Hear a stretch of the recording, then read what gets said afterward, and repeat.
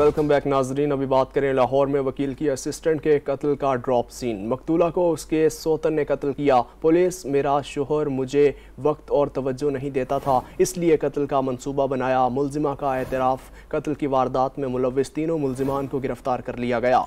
Police ने मुलजिमान से आला कत्ल और वारदात के लिए अदा की गई रकम भी बरामद कर ली है। इसी हवाले से मज़ीद तफसीलात जान लेते हैं नुमाइंदा 7 न्यूज़ मलिक मुश्ताक से।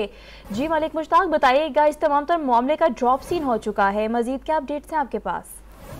जी बिल्कुल तैयबा, ये 14 अक्टूबर को वकील की असिस्टेंट अकीला सुबहानी के कत्ल का जो है वो अब ड्रॉप सीन हो चुका है। मकबूला को उसकी सोतर ने शूटर की मदद से उसे 2 लाख रुपए दे के कत्ल करवाया है। मुलजिमा ने बताया कि मेरा शोहर मुझे मुनासिब वक्त और खर्चा नहीं देता था, जबकि अकीला को उसने मकान लेकर दिया हुआ था जिसका मुझे रंज था।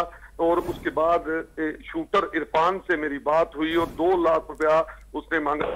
1,25,000 रुपया उसे कैश दे दिया और उसके बाद 22 रोज तक इसकी रैकी करवाई गई और उसके 22 रोज तक इसकी रैकी करवाई गई। मलिक मुश्ताक, आपका बहुत शुक्रिया। लाहौर में वकील की असिस्टेंट का ड्रॉप सीन।